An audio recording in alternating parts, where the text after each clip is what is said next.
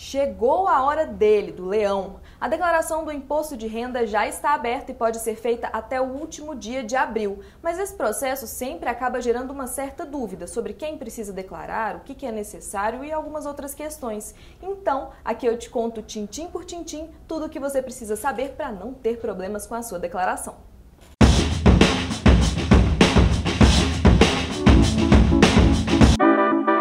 O que é o imposto de renda? Vamos começar explicando o que exatamente é esse imposto de renda de pessoa física. Esse é um tributo federal sobre o que você ganha por ano, seja em dinheiro, imóveis, bens, etc. A cobrança desse tributo já é feita geralmente ao longo do ano. Para quem trabalha em regime CLT, pode ver o desconto chamado IRRF no seu contra-cheque.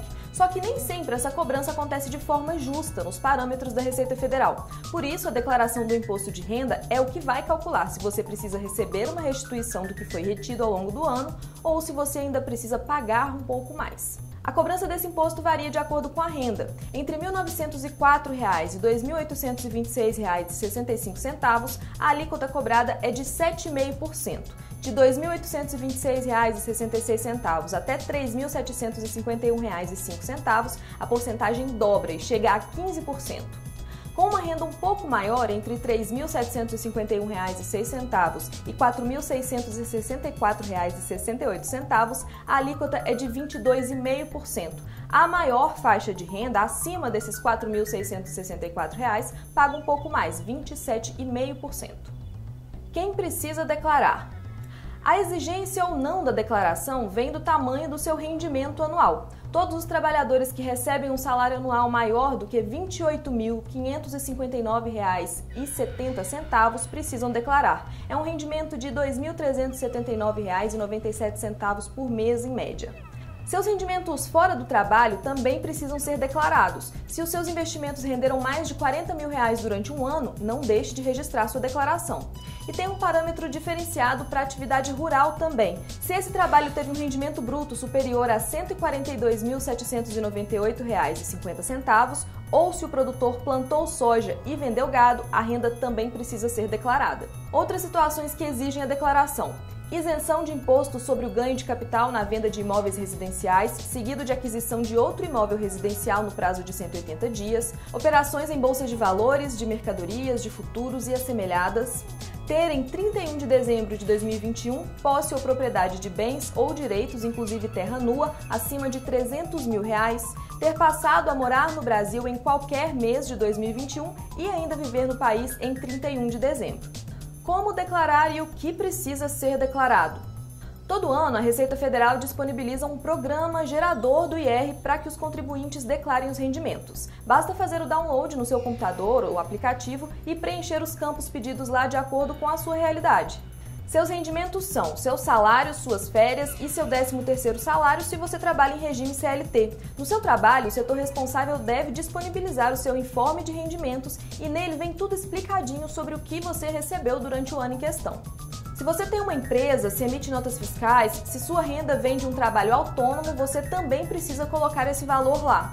Imóveis, carros, contas de investimentos, tudo que você tiver que se encaixe naqueles critérios que eu falei há pouco precisa ser declarado. E uma dica, se você já declarou o imposto de renda antes, sua vida pode ser muito mais simples. A Receita disponibiliza a sua declaração anterior e você pode usá-la para fazer a atual, mudando só os dados que foram alterados de um ano para o outro. Despesas que posso declarar. Além dos seus rendimentos, os seus gastos também podem ser colocados na declaração. Isso porque algumas despesas são dedutíveis do imposto de renda e diminuem o valor que você deve à Receita, o que pode aumentar a sua restituição ou reduzir o valor que vai ter que ser pago no final. Elas são despesas com educação, como escolas e cursos universitários, que têm limite de R$ 3.551,50, despesas médicas, como consultas, exames, planos de saúde, medicamentos de uso contínuo, isso sem limite, dependentes, como pais e filhos, com limite de R$ 2.275 por dependente, contribuição para a Previdência Social, que é sem limite, e contribuição para planos de previdência privada com limite de 12% da renda tributável. Para lançar isso na sua declaração, você precisa inserir exatamente o valor da despesa, com tudo, centavos e tudo, e se certificar de que tem notas fiscais e recibos dessas transações. Restituição. Quando você declara o seu imposto de renda e fica constatado que você pagou mais do que devia durante o ano, a Receita Federal te devolve esse valor que sobrou, é a chamada restituição.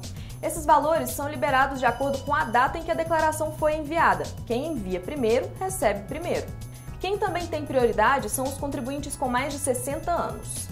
E esse dinheiro é depositado em uma conta bancária que você precisa informar na hora de fazer a sua declaração. Então, fique bem atento na hora de inserir esses dados para não correr o risco de confusão com o seu dinheiro. Mas também existem casos em que você fica devendo para a Receita. É quando foi recolhido menos do que você deveria pagar ao longo do ano. O que acontece se eu não declarar o imposto de renda? Você certamente já ouviu falar sobre a chamada malha fina, né? Esse é o nome popular para o procedimento de investigação instaurado pela Receita Federal quando tem suspeita de crimes tributários ou outras irregularidades. Essa investigação acontece quando há erros na declaração ou quando o contribuinte não entrega o relatório. Se você é pego na malha fina, o seu CPF é colocado como irregular, fica praticamente bloqueado, o que dificulta bastante a sua vida, já que você perde a possibilidade de pedir um empréstimo ou prestar concurso público, por exemplo. E tem mais, quem não declara pode ser condenado a pagar uma multa que começa em R$ 165 e pode chegar a 20% do valor do imposto devido. Então, fica a dica, não perca o prazo. E aí, entendeu?